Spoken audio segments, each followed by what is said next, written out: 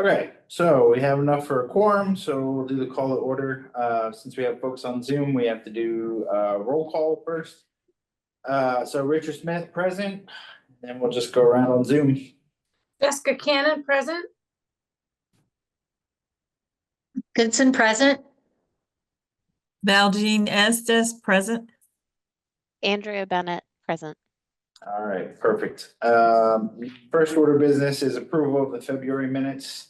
Does anyone have any comments on those before we approve? No?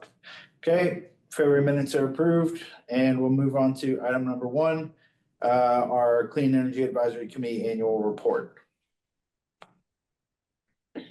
I just want to, have the item on this week's agenda, just to go over the presentation that was made to City Council last Tuesday.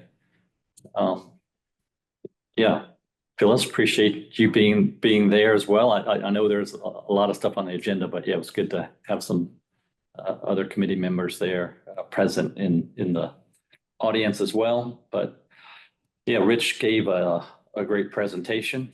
Thank you again, sir.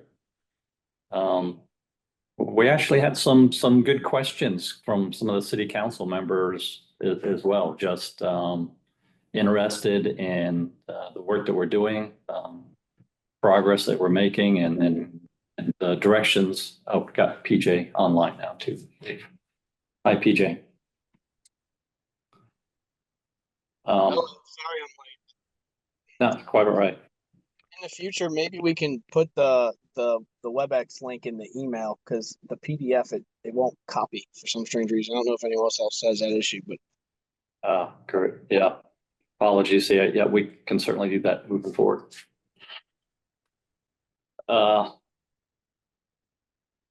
We I would say in particular around vehicle electrification efforts, and as that is a area that can have a lot of impact, not only on our clean energy goals as the EV transition is part of the list of goals, but also on our greenhouse gas emissions, which I had given the report on, prior to this meeting. So I don't know, Rich, any? Yeah, so there were a couple things, takeaways that I had from the presentation.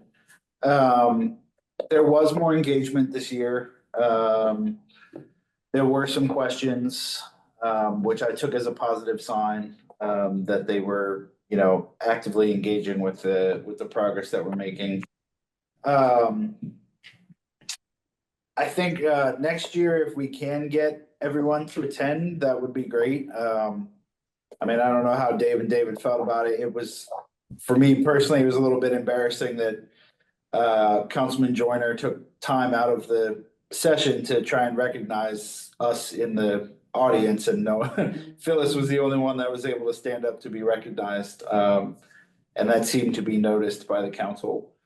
But other than that, the mayor pro tem was asking what it would take to get Soul Smart Gold. Councilman Waddell had a couple questions just about the parameters of how we wanted to expand the EV pilot program. And Councilman Joyner did encourage us to push them harder on these clean energy goals. So those were kind of the comments and the feedback that we got from the city council. And yeah, I thought overall it went pretty well. And there seemed to be more engagement than last year, which was nice. question about pushing us to do more. Can we look back in history and say we've asked for money, we have not gotten money to do more? I don't know how that works. We haven't made a specific request for more funding yet. Just budgets have been very tight here the last few years, as you probably heard us mention before. So So I kind of took that as an opening. I think this is kind of what PJ is getting at. I took that as an opening. For a few meetings ago, we had discussed like projects that you could calculate a pretty quick ROI on. And I take that as an opening to say, you wanted us to be aggressive. Here are 5 projects that, they'll pay for themselves within 3 years. Can we have the funding for that? And we can quantify, you can verify those savings, on the back end. And that's just increasing funding for the city going forward. I think y'all have also mentioned, if we're looking at energy efficiency projects or upgrades wherever. I think Dave, you and I have discussed this briefly, but I think we are talking about trying to have additional discussions with other city staff, but paying that difference, what you can see what that energy efficiency would bring.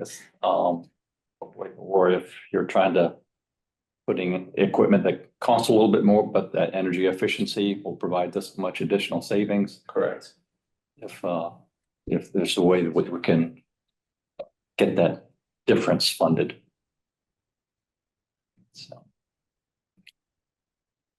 Certainly something we can discuss. I don't have an answer right now, but certainly something we can try to discuss about how to do that going forward. Looking for outside opportunities like the EECBG funds that were approved. I mean, that's a lot easier, especially this year. But I just don't want we don't want to miss the opportunity. that, and I don't want to be in a position where, let's say I give this presentation same time next year and I think it'd be better for us to be in a position for Councilman Joyner to say like, you sent us a lot of stuff this year versus like, you could be doing more, or like push us harder, if he's actively soliciting, asking us for more, then I'm kind of like, okay, well, then we can swing for the fence, not necessarily swing for the fences, but we can swing more than we are. And whether the rest of city council agrees with that or not, that's for them to decide. Yeah, But at least we're putting the stuff in front of them. correct, Yeah. correct. I'd rather have 10 asks and 10 no's that we can go back and point to and say, we asked 10 times, you guys said no 10 times, but the effort's there and the options are there. That's city council's choice. Fair enough. Yeah, I mean, it's interesting questions. There's actually some emails going back and forth with my SSDN group now. Somebody put out the question, how are y'all funding, sustainability, energy efficiency? And there's a variety of responses, Sure. some are looking at, the question was, how do you fund like this ongoing? And some are doing it from energy efficiency savings. So perhaps some ideas I can bring back to the group. Sure. Examples from colleagues around the Southeast.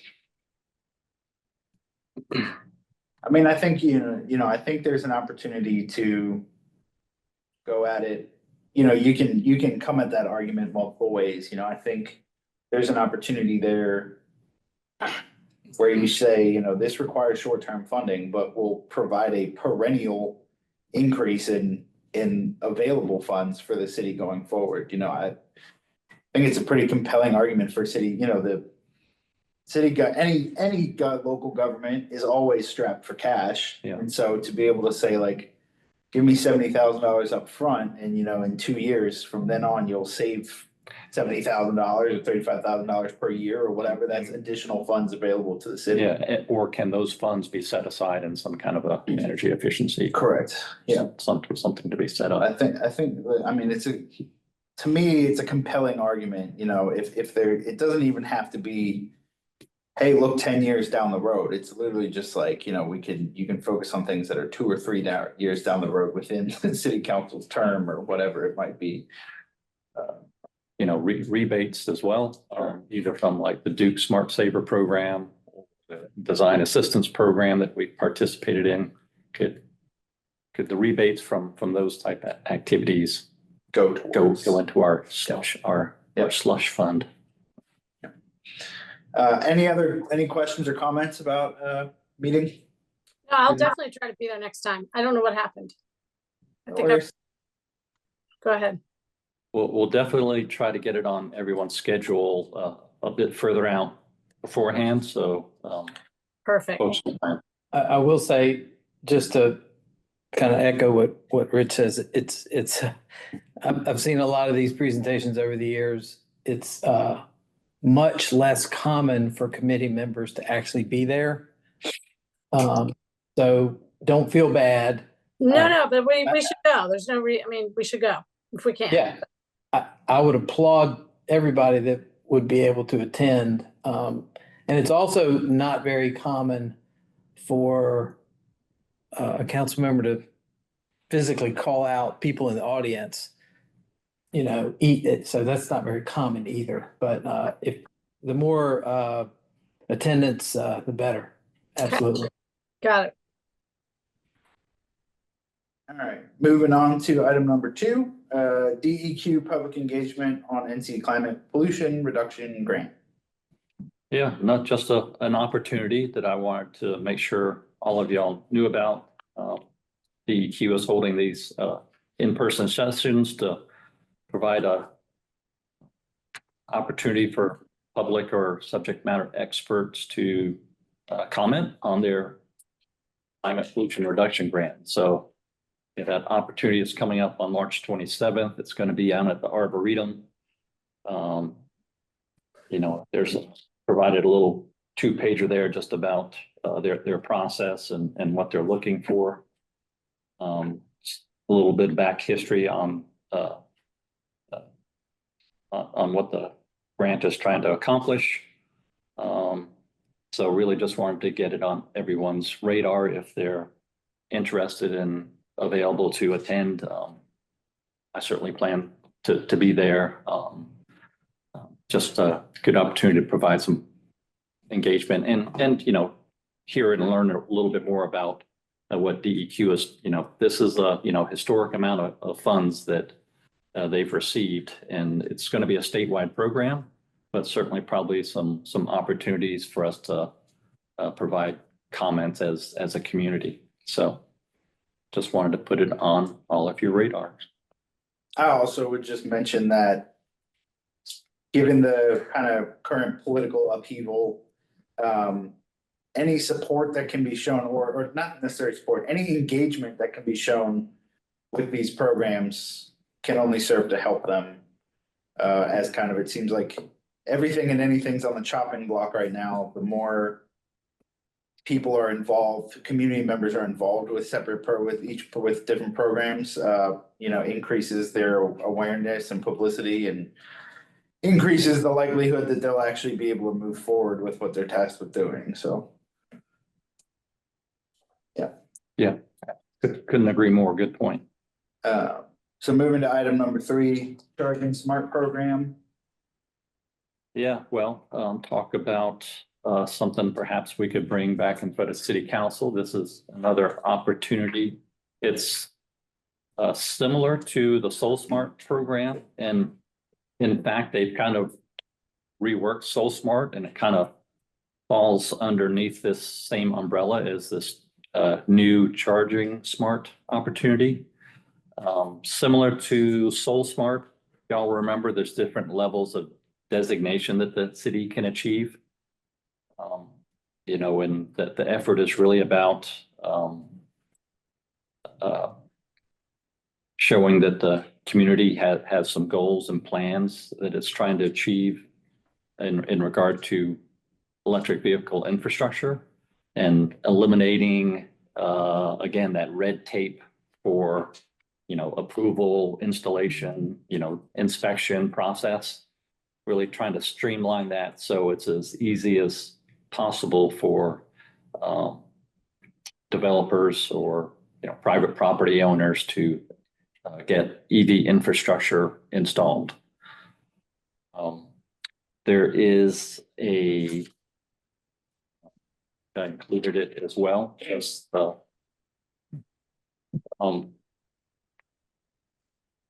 support letter that they are.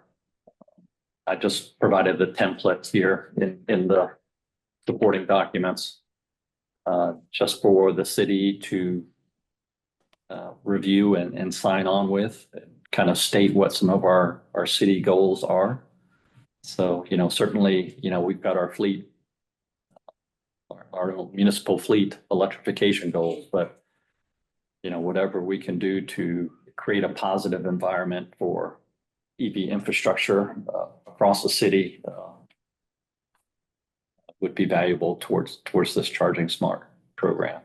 David, this is it's same topic, but a question regarding the city council meeting and this topic at the same time. Okay. So if we, I asked about capital or trying to get funding. Which one is more important to our city council? Is it clean energy or is it clean energy from vehicles? Like, I really feel like we're gonna have to focus our attention on one and prove our worth, right? And then go to the next. And if we go after this grant and we go after this infrastructure, which obviously grant money is free compared to energy efficiency, which doesn't have it. I'm trying to figure out where we should try to tackle things to build a business case. Does that make sense? It does. It's like where's the best bang for our buck effort wise? Well, and also what's important to our stakeholders, right? AKA the city council. What is more important to them? And I think you could, as city staff, in my opinion, I think you could spin it either way. There's the EVs are more visible, right? So like city staff starts driving around electric vehicles, everyone sees that. We get more of a city council gets more of a reputation as a green, clean energy focused council, et cetera, et cetera.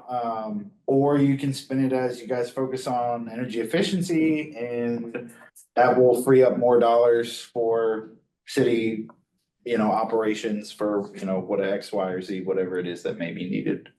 So I think you can argue either case depending on what your preference is. I just feel like it's going to be easier for us to tackle this if we really focus on one. And I think you're right, Rich. I think if you think about it, you got energy efficiency is going to translate to dollars, where car charging is only going to translate to greenhouse gas emissions reduction. Well, there's not quite. I mean, we can show Maintenance and. we can show some return on investment, reduce maintenance costs. The current fleet maintenance software tracks basically the cost of each vehicle that we operate per mile. So if you compare a F-150 to a Lightning, you might see a very different cost per mile to operate and maintain that vehicle. And I think that would be go ahead. How's that account for fuel? Because I mean, everyone knows gas prices are going up, but so are electric costs. So is that accounted for in the cost per mile, or is it only the maintenance piece? Well, so we are at the very beginning of that because, as you know, we've only got 2 electric vehicles, and we've yet to fully realize what the true cost of those vehicles is per mile to be able to compare it to other similar vehicles in our fleet.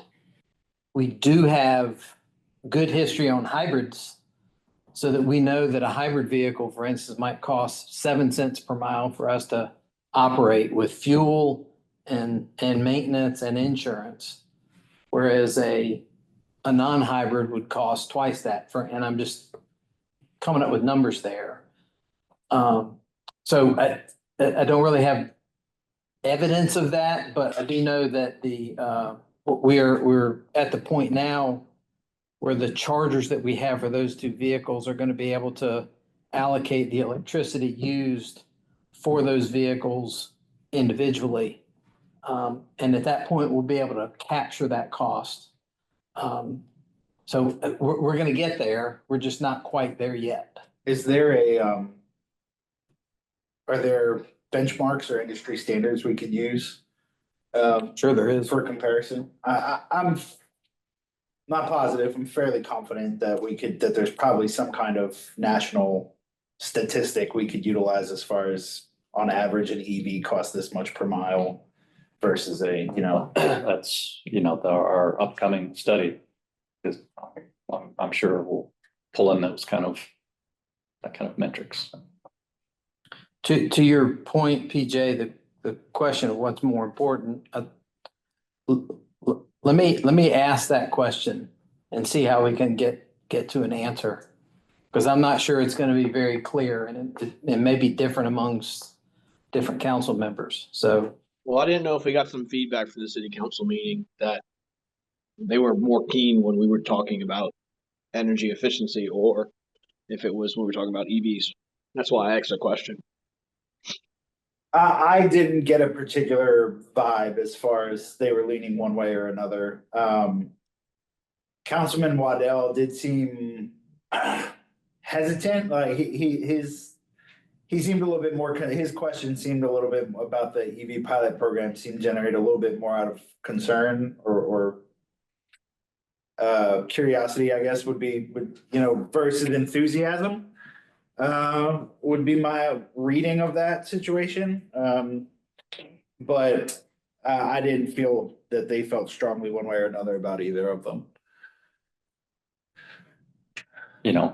Energy efficiency and the cost savings that would generate, that may not be as sexy as, a fleet of electric vehicles or as eye-catching, but certainly impactful.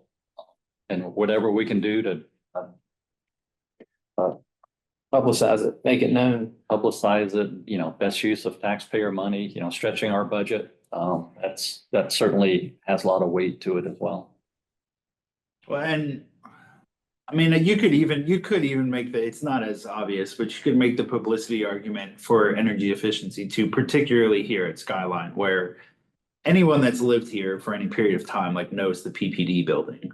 They know this is the largest skyscraper, for lack of a better term, in town. And so most people will think this is also one of the most expensive places in town to run. So if you say, hey, we're saving 20% off the operating costs at Skyline Center, that will mean something to people. Well, I think whether it's EVs or clean energy, if we can put it in terms of ROI. Yeah. That is absolutely gonna pique their interest. Sure. We are very, very, very close to the lease payments, the rent payments in this building covering the majority of the cost of operating this building. So when you say that to council, their ears really perk up. Sure. And they understand that that's we've made significant inroads to be able to do that. Yeah. And I don't know, PJ brings up an interesting topic, about what's prioritized,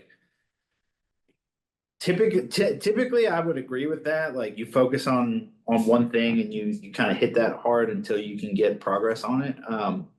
My only hesitation with that in this situation is just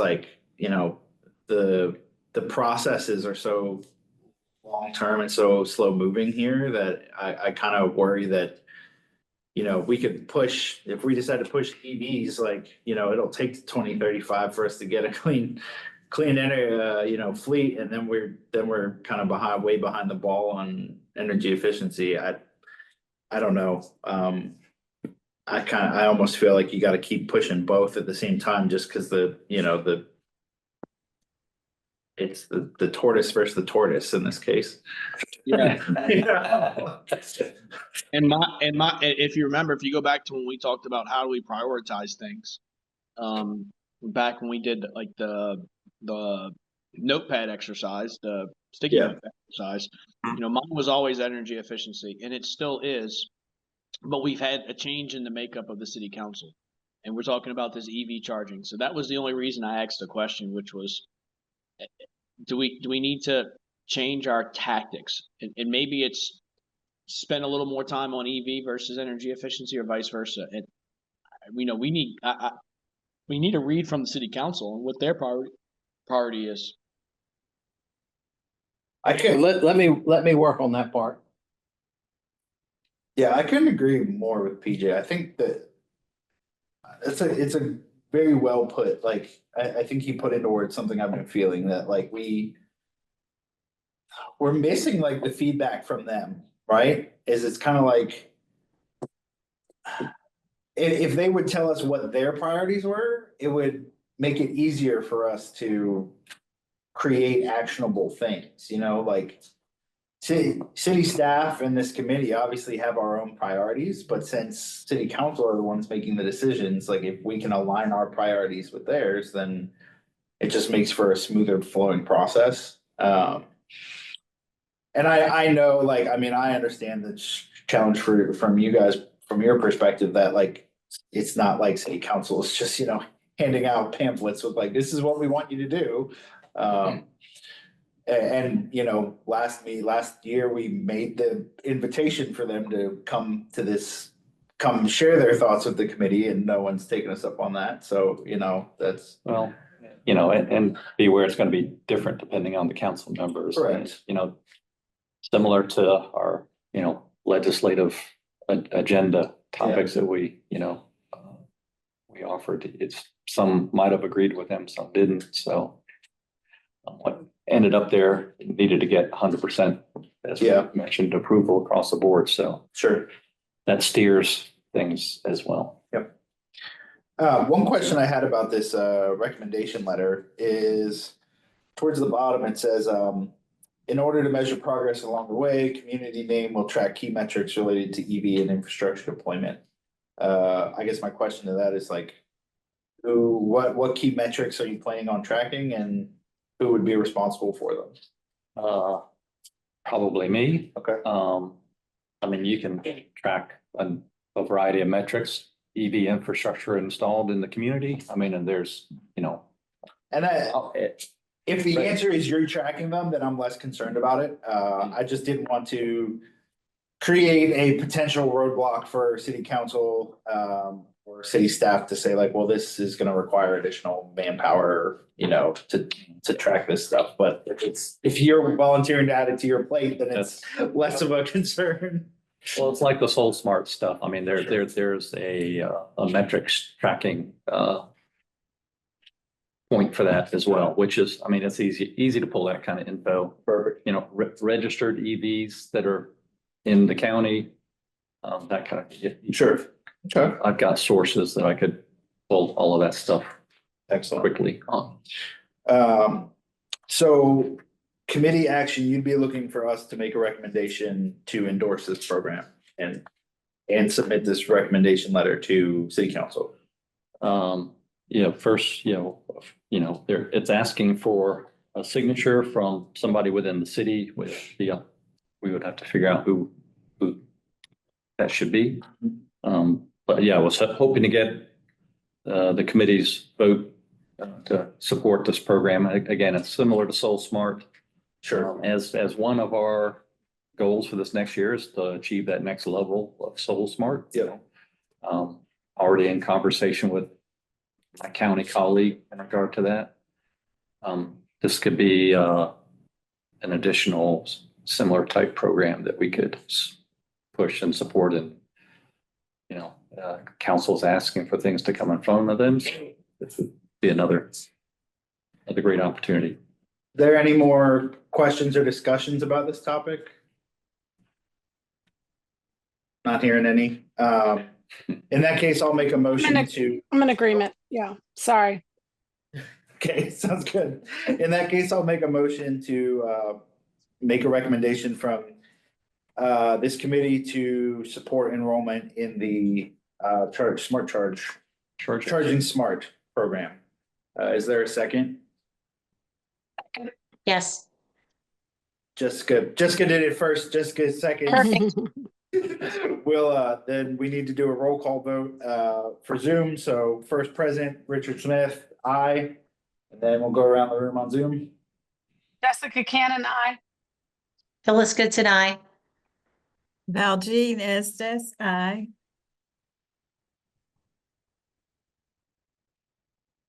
Andrea, Sorry, my mic was far down. Andrea Bennett, I. Pete, PJ Klein, aye. Motion passes. Can I just make one Uh, more comment on that? I would just make really clear, David, you listed, I think, really well all of the reasons to continue to support the, to like continue having a positive environment for the Soul Smart, to be able to continue, like, that this charging smart is the piece that will help make Soul Smart run even smoothly. Is that like even smoother? Am I understanding that? they're two separate programs, but both of Right. them are looking to streamline the review, any permitting things that may be in the way and inspection process. So they're both targeting those soft costs, if you will, on both EV charger infrastructure installation as well as solar PV array installation. Got it. Okay, that makes sense, and I'm in agreement of the recommendation.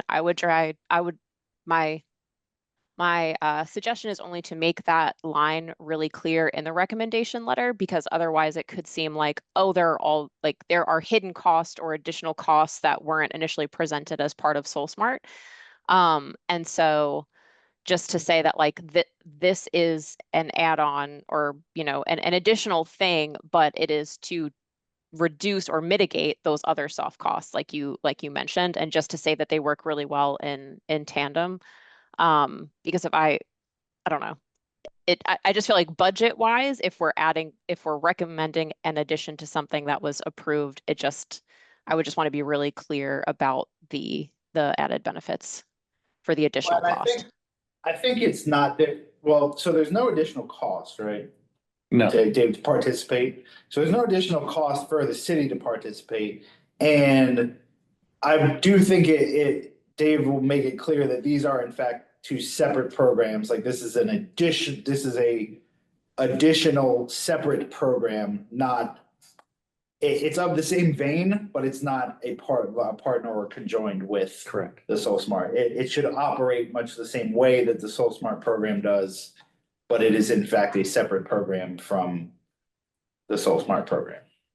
Yeah, I'll add that this came across, or came to me from the North Carolina Piedmont and Coastal Coalition. So that organization that we're a part of and joined some time ago is that organization that has established here on the eastern part of the state what's been in existence kind of in the more urban areas in the central and western parts of the state for some time. So now that this eastern coalition has been established, this is one of the things that they're advancing to try to bring clean fuel and EV infrastructure awareness and programs to the Piedmont and eastern portion of the state. And when you present this to city council, I would make sure to include that. I mean,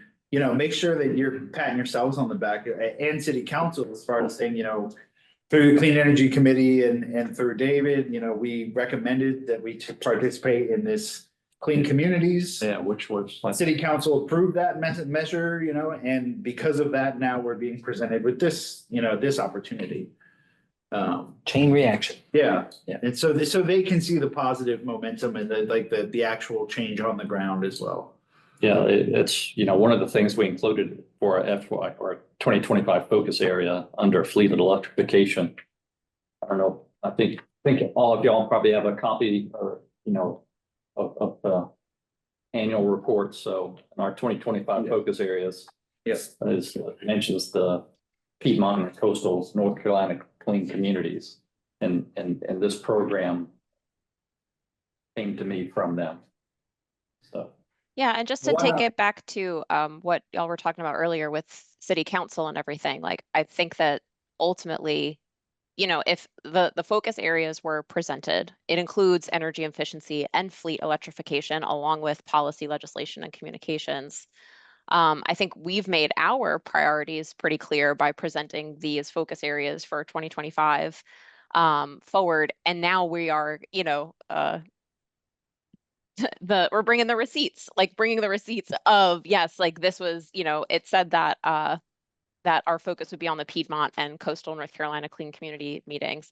And so I just think that, like, you know, to what everyone was saying earlier, I do think that the city's council's priorities are important to know and understand, but I think the more evidence and just like y'all said, bringing that there is no cost to join, that all it does is target the soft costs, that it's an additional thing, but that aligns us now with the rest of you know, closer alignment to the rest of the state. Like I think that regardless of the individual city council members' priorities, there is a way to kind of market the proposals to be a little bit more you know, amenable to all. So thank you. Yeah, and just a final point, just remember that Councilman Joyner was appointed to the North Carolina EV Infrastructure Committee by the governor. So Right. he'll He'll be heavily involved with it as well. Yeah. Could we invite him to one of our meetings and just have him kind of give us a 10-minute presentation on things he's thinking of? It might be helpful if he sees us all. And We would probably go through Kara Spencer for that. who's Kara? She's the legal. She's our legislative affairs person. She came to meeting. Oh, that was- right, Kara. That's all. Yeah, I think he might get a kick out of it, is the only reason I'm saying that. So just an idea. Okay. Kind of touching on that, maybe it's something we could direct city staff to do. And you're talking, you know, Mayor Pro Tem, Barnett. actively asked the question, you know, what would it take for us to get to Soul Smart Gold?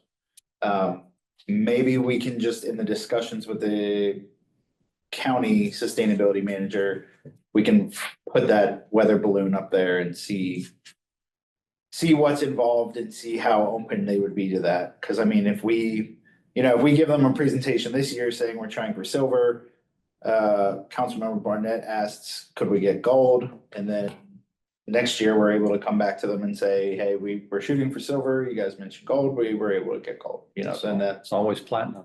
right.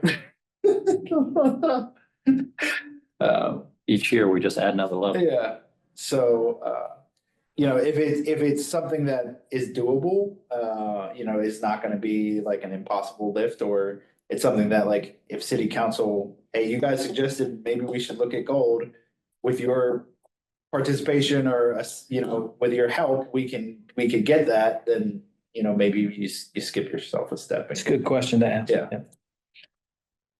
Okay. All right, moving on to item number 3.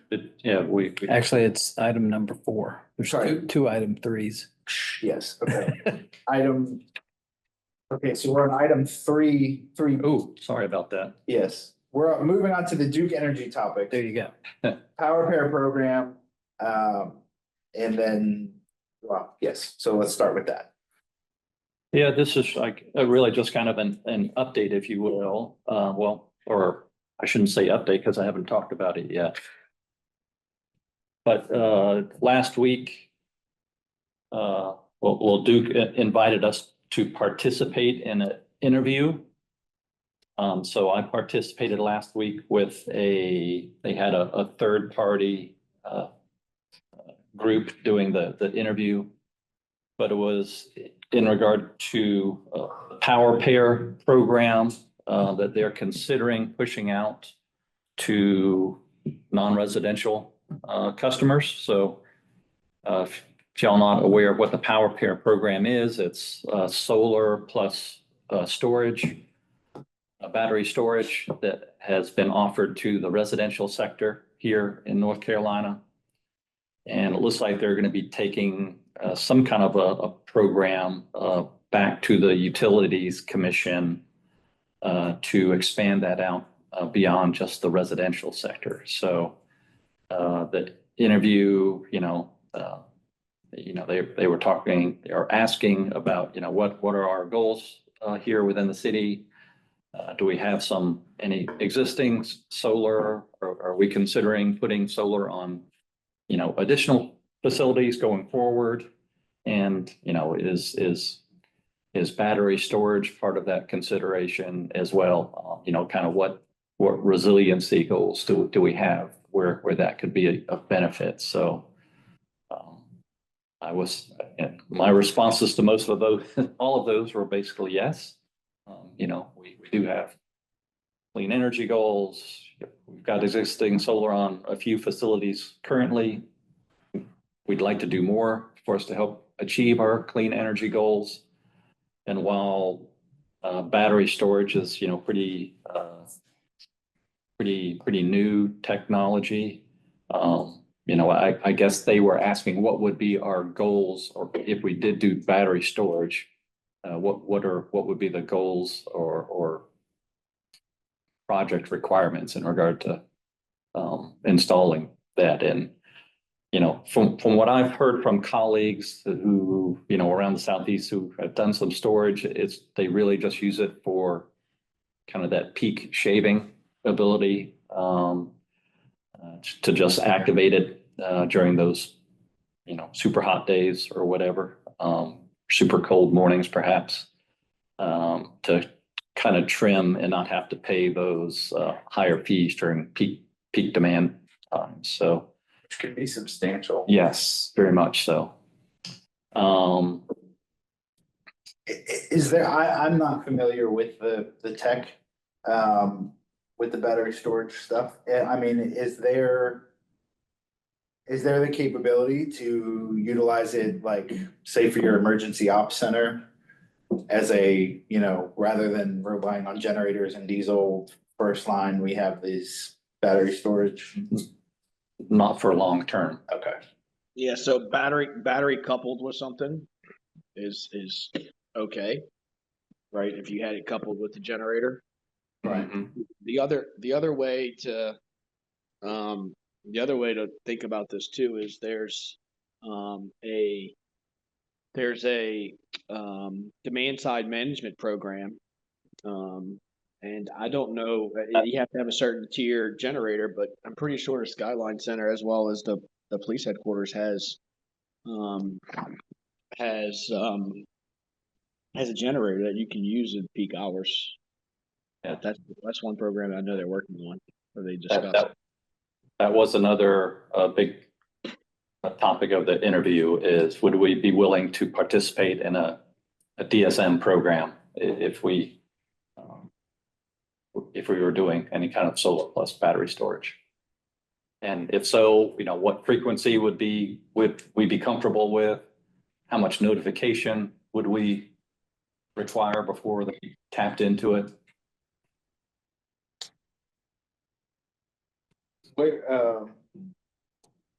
Where is the city EOC? Is it here? Not here, right? Well, we have 3 operational centers, one at police, one at fire, and one at public works. Okay. But our incident command center is actually where the county's incident management is. So there's a core team of individuals there, and the 3 operational centers are reporting into that. Okay, well, good, because so there's no like mission critical stuff here, basically, where. Not at this facility, Yeah. no, that's right. Good. There is there's discussions about having kind of a backup system in place for this building, but it's just in talks right now. Sure.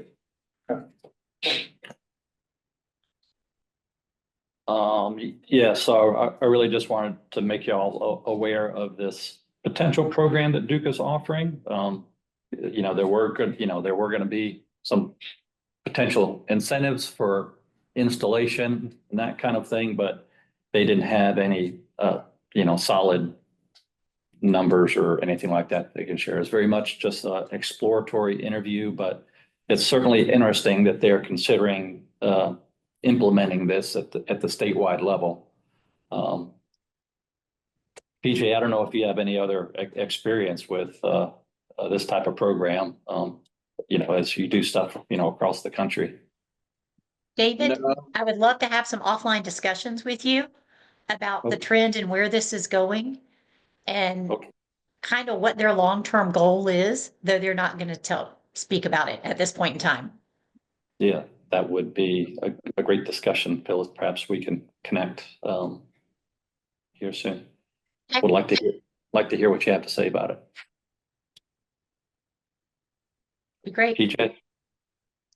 Yeah, I mean, I think it's something that North Carolina is trying to do. As everyone knows, they're trying to build these data centers, and there's a power crunch. So they're trying to become creative outside the box, lowest cost to add, operational capability. They did mention they're, trying to bring it in front of the Utilities Commission, but they didn't have any kind of a solid timeline for when they may try to roll this out. So stay tuned, I suppose. And I did have under this item as well, just I think as we just look forward into this next year and our 2025 focus areas, some next topics for us to discuss or look for outside speakers we may be interested in pulling in to speak to the group or to a wider audience. Offshore wind is certainly always up there. I know you mentioned that in our agenda briefing, but and this, EV and the infrastructure, I think that ties nicely into this Charging Smart program, actually, which came to me kind of after our discussion. So Sure. We've probably got that one covered with the Charging Smart program and what that could present community wide, but happy to open the floor to anything else. Yeah, are there any other kind of topics of interest that the committee wants to focus on?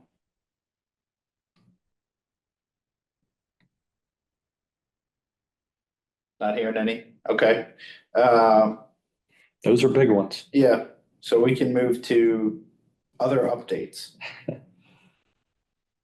Yeah, also at last Tuesday's meeting, we did get past that final hurdle with formally adopting CPACE. So last Tuesday served as both the public hearing and the resolution to formally adopt the program. So that happened with a unanimous vote. It really just kind of felt procedural. All the city council members seem to support that effort quite well. So we're looking forward to getting some additional press release out about that. We're still waiting for kind of the landing page to be developed there at the state level that we can publicize. And actually, we right now, if we publicize it, we wouldn't really have a link to send people to. So so that Economic Development Council of North Carolina is still finalizing those few things, but I think they're supposed to have that completed within, by the end of this month. So and also at Tuesday's meeting, we did have the resolution in there awarding the contract to ICF for the EV fleet transition strategy.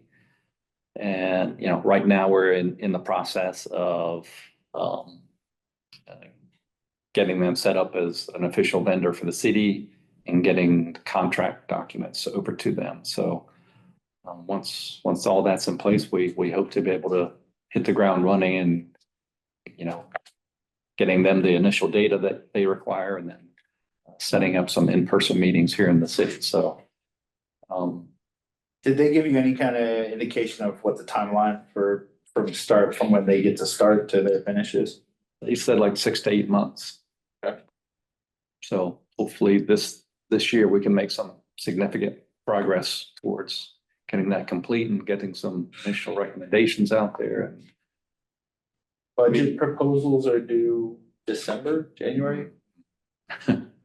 For the following year, they're due every January. So we've already. So on 6 to 8 months puts you in towards the end of November.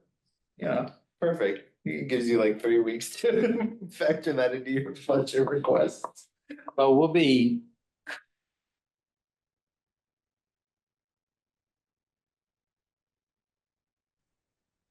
Did we freeze up? I was just gonna ask, I didn't know if it was on my side, but I think the city meeting feed is frozen. There it is. We lost you guys for a couple seconds.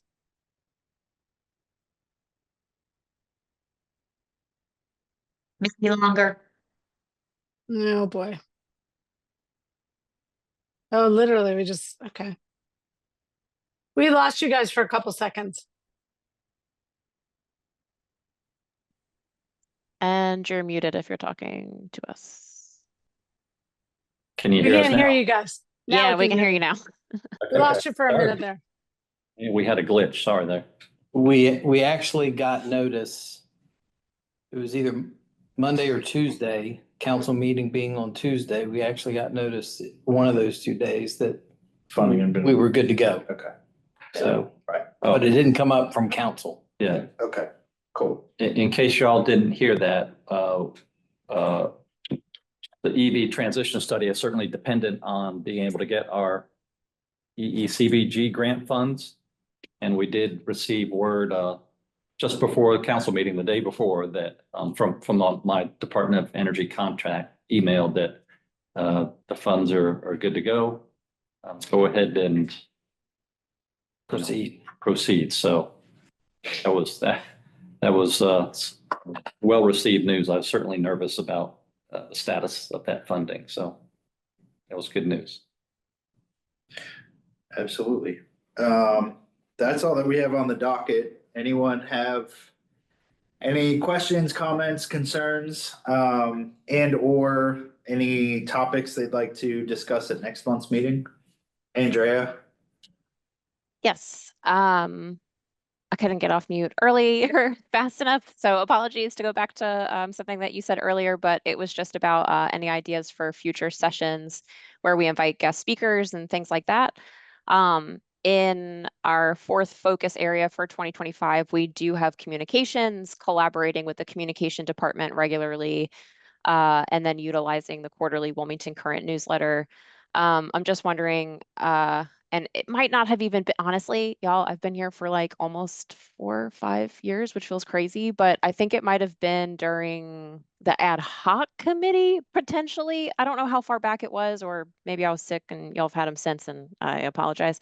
But whoever the communications director is, having them come in and do a partial presentation with ways in which, they set up communication outreach, maybe ways that we can tap into existing outreach that goes out as, maybe a part of our quarterly, meetings.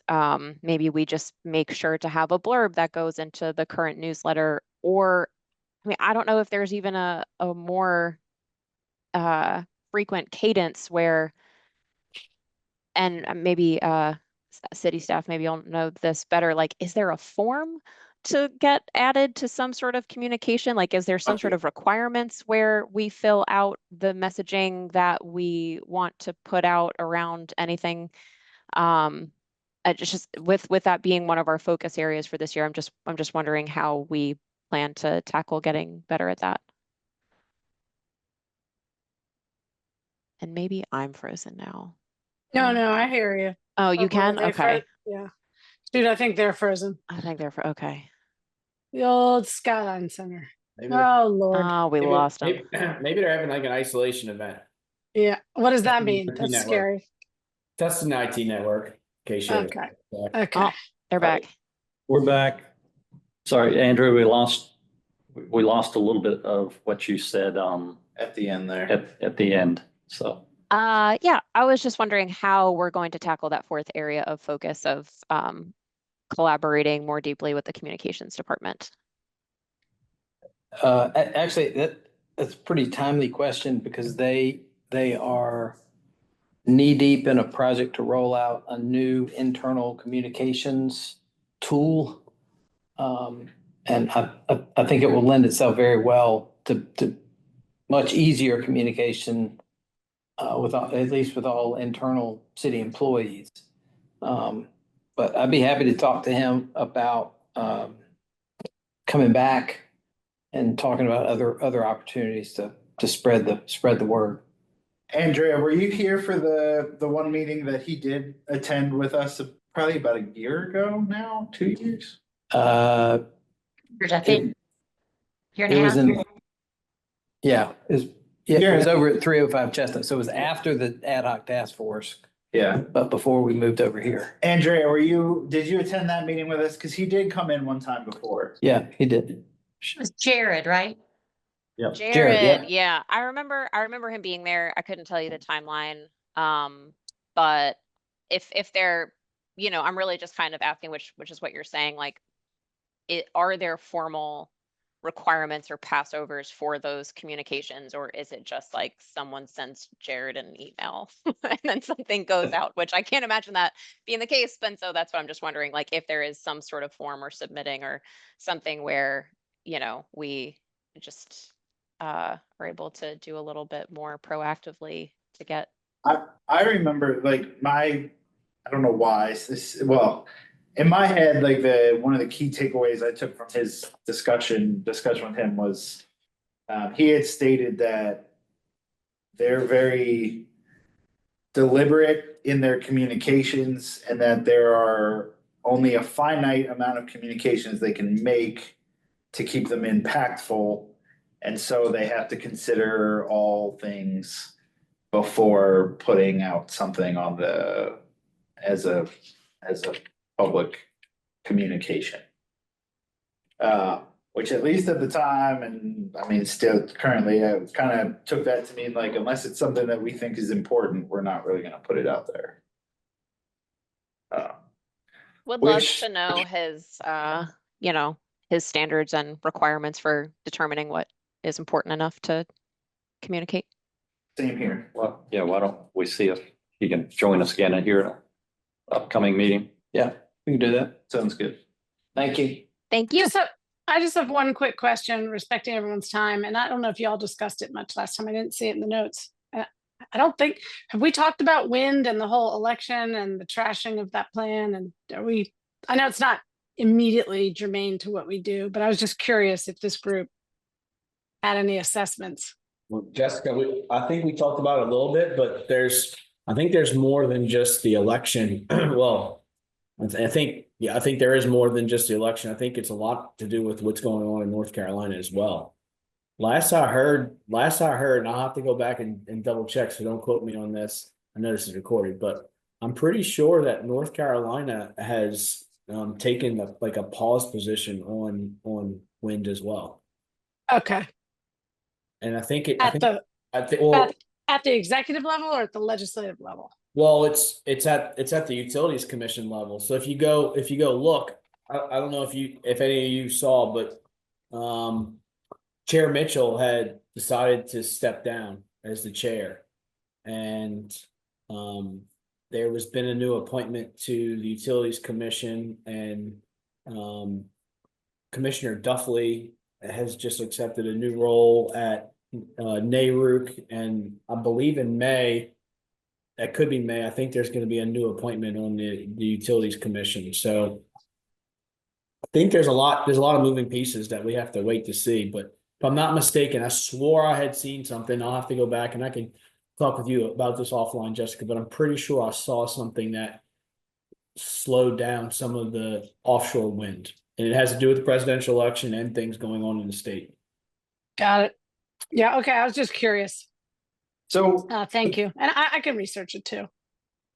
to piggyback off that for discussion for the committee is, I mean, I'd like to get everyone's opinion on, and we've touched on, we've kind of had this discussion a couple times as far as if state and federal priorities or direction changes, does that alter our stance or recommendations?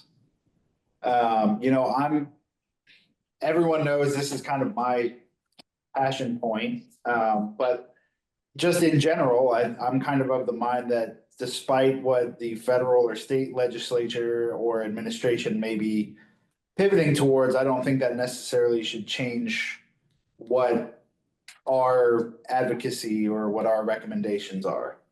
But I agree. I agree. Okay. Andrea, I see your hand up.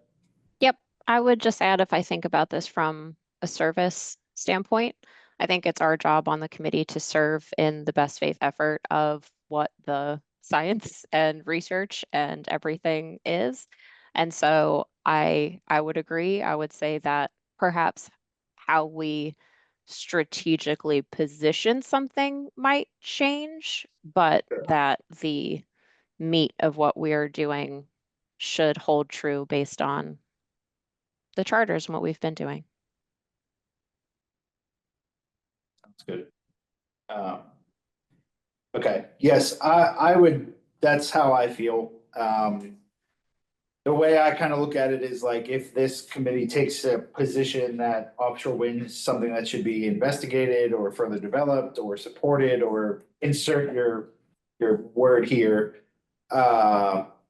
Whether there's a state pause or a federal ban or X, Y, or Z, our position wouldn't change, and we continue to either advocate for it or recommend it, or again, insert your word here.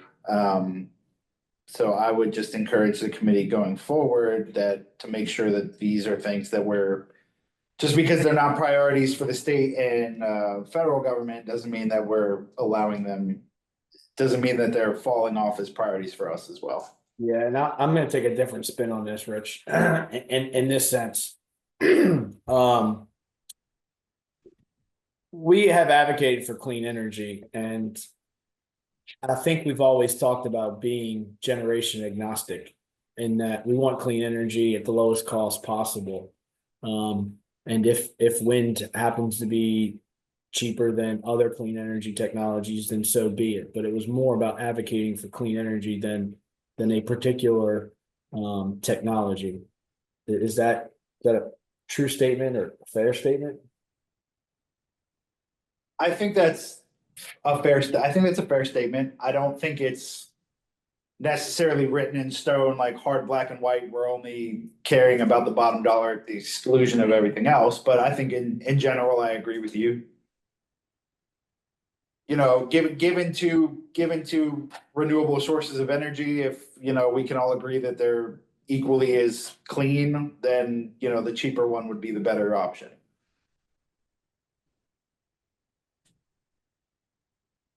Affordable, reliable, clean. Okay. We still have you, PJ? Yeah, Knocked man. him. Okay. Yeah, Yeah, I mean, it's got to be. I mean, in my mind, right, as an industrial person, it's got to be reliable first, and then it's got to be affordable. And I think clean is part of that equation. It's just, I think you're looking at the clean energy transition, and it's, well, what's the priority? Well, it's got to be reliable, and then it's got to be affordable. So PJ, did you have a difference of opinion in me in that you don't feel like we should continue to investigate and advocate for wind? Nope. Or Nope. I think all options need to be on the table. We need to have an all above approach. absolutely.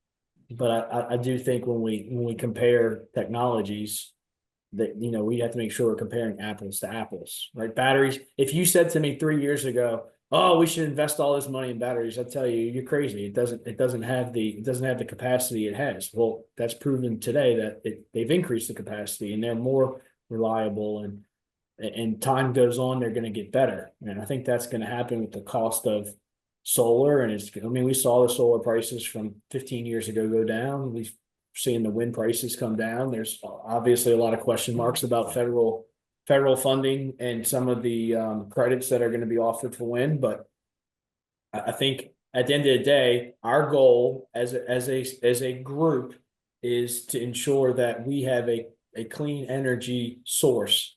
And I think all options have to be on the table, and it'll be a journey because there's probably some solution out there we haven't thought of today. And part of my feeling on the advocacy for the offshore wind is like you say, there are multiple clean energy sources. We ultimately are going to need to rely on multiple ones because, you know, the wind doesn't blow at the same time the sun doesn't shine, et cetera, and you need reliable. Where I feel like there's a disparity is I feel that North Carolina is like already pretty much embraced solar.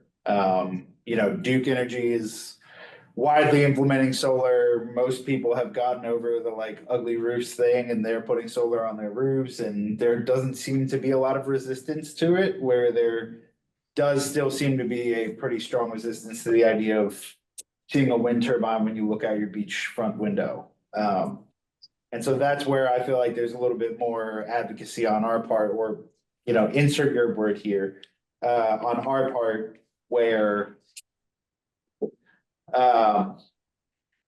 there's more opportunity, there's more room or more of a need there for us to change that perspective and that opinion, or there's more there versus there's less opposition already to solar and implementation of that.